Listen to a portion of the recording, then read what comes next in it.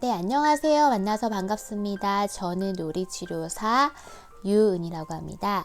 제가 오늘 여러분들께 들려드릴 이야기는 맞벌이를 두신 분들은 아이들을 대할 때 어떤 생각으로 대해야 될까에 대해서 한번 나눠보도록 하겠습니다. 저는 놀이치료를 하면서 전업주부이신 분들도 만나지만 직장을 다니시는 맞벌이 가정의 부모님들을 더 많이 상대하곤 합니다.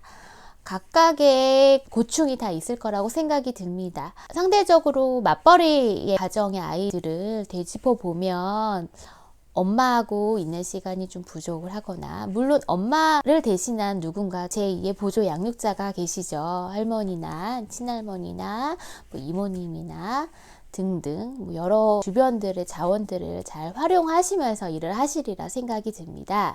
그런데 직장을 가지신 어머님들과 제가 상담을 하다 보면요, 굉장히 어머님의 삶도 빠듯하고 빡빡하고 개인적인 시간이 많이 없을 것이고, 일 업무나 가정 내에서 업무들, 자녀 양육하는 문제까지 오로지 다 신경 써야 된다는 굉장한 부담감, 압박감들이 많이 있을 거라고 생각이 듭니다. 제가 그런 고충을 모르는 건 아니고요. 저 또한 삼형제를 키우면서 제가 주 양육자의 일을 다 했었고, 집안일도 다 했었고, 매번 야근하는 남편 덕분에 독박 육아도 많이 해봤기도 했고, 등원 하원하는 것도 언제나 나의 몫이었고, 음식하는 것도 나의 몫이었고, 청소하는 것 등등도 나의 업무 중에 하나라고 생각을 하면서 보냈습니다. 개인적으로 이제 너무 빡빡한 삶 속에서 지냈던 걸 아니까, 오죽 힘드셨으면 아이와 함께 한 시간이 이렇게 없었던가를 조금 생각을 하게 됩니다. 나는 아이 키울 때 어떻게 했었을지를 조금 되짚어 보기도 하고요. 제가 여러분들께 자녀할 때 이렇게 해보면 좋겠다라고 하는 것들은 과에 있어서 정답이 어디 있겠어요. 하지만 이제 나는 이렇게 했다라는 걸 적용한 내용들이기 때문에 여러분들께서 알아서 잘 판단해 주셨으면 좋겠습니다. 저는 바쁜 가운데서도 제가 일도 하면서 저는 거의 쉬어본 적도 없었거든요. 만삭 때까지 일을 했었고, 결혼 전에도 물론 계속 많은 업무를 했었고, 아이를 낳으면서도 정말 별로 쉬어본 적이 없었고, 출산 임박해서까지 일을 했었고, 출산해서는 재택근무로 할 수 있는 상담 일도 같이 병행해서 했습니다. 그렇게 했던 이유는 상담에 대한 감을 잃지 않기 위해서, 내가 했던 그 커리어들을 하다가 놓게 되면은 다시 또 용기를 내서 하는 것이 어려울 수 있어요. 더 부단한 용기가 필요하다는 거예요.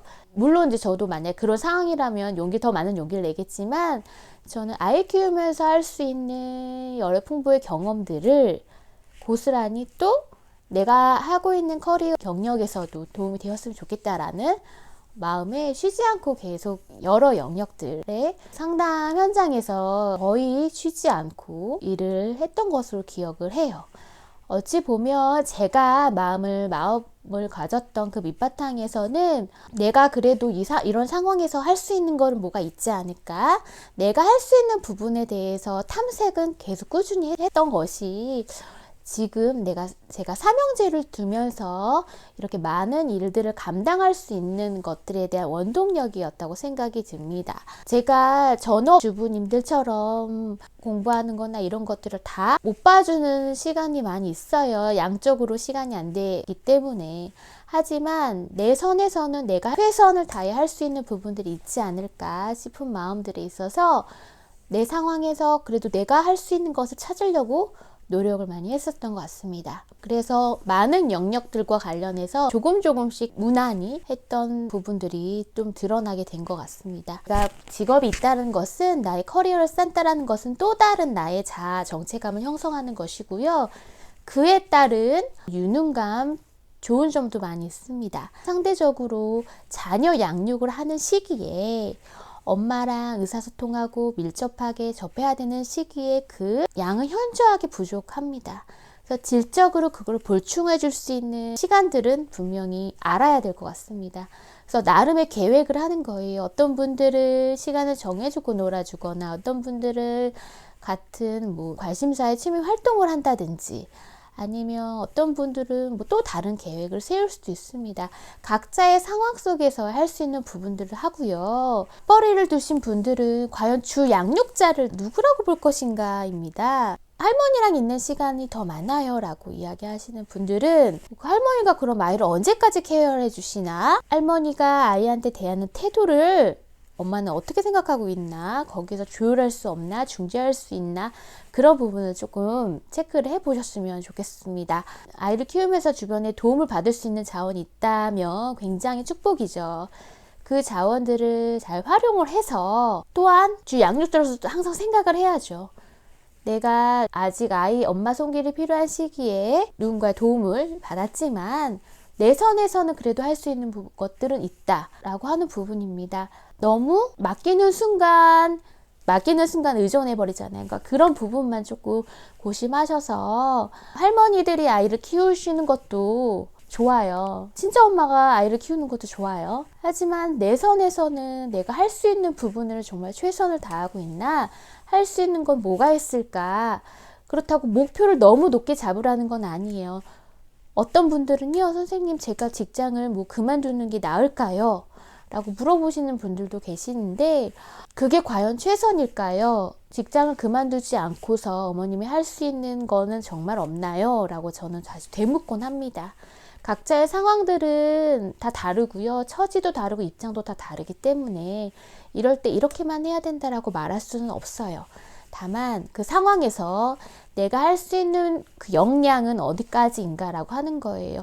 저는 아이를 키우면서 상담 일도 하면서 글도 쓰면서 블로그 여러 관리들을 하면서 전업주부의 엄마처럼 아이들 일일이 다 아이들 케어하지 못해요. 그런 부분들. 또 우리 아이들도 배워야 되는 거예요. 내가 직장 다니는 워킹맘을 둔 자녀이기에 이 부분도 또 이해를 해야 되는 거, 감당을 해야 되는 거, 서로 열심히 해야 된다라는 거를 알려주면 된다고 생각이 듭니다. 우리가 자녀와 함께 있는 시간이 적다고 해서 너무 항상 미안해할 것도 아니고요. 일하는 엄마의 모습을 통해서 또 우리 아이들이 배워가는 것이 또 있습니다. 또 전업주부의 삶을 통해서 우리 아이들이 엄마를 통해 배워가는 것들도 많이 있을 거라고 생각이 듭니다. 어떤 삶이어도 괜찮습니다.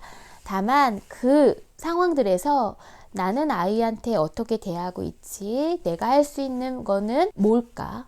아무리 안 좋은 상황, 최악의 상황이어도 내가 할 수 있는 거는 뭘까? 내가 지금 뭘 할 수 있는 거지? 라고 그 고민하는 힘만 있다면 조금은 지혜롭게 어떤 상황이든 문제 상황이든 헤쳐나가리라고 생각이 듭니다. 저도 워킹맘이기 때문에 워킹맘들의 그 치열하고 너무 정말 나를 위한 시간이 전혀 없어서 때로는 억울하기도 하고 때로는 내가 안쓰럽기도 하고 여러 감정들을 경험하는 건 전 누구보다도 더 잘 압니다. 그래요.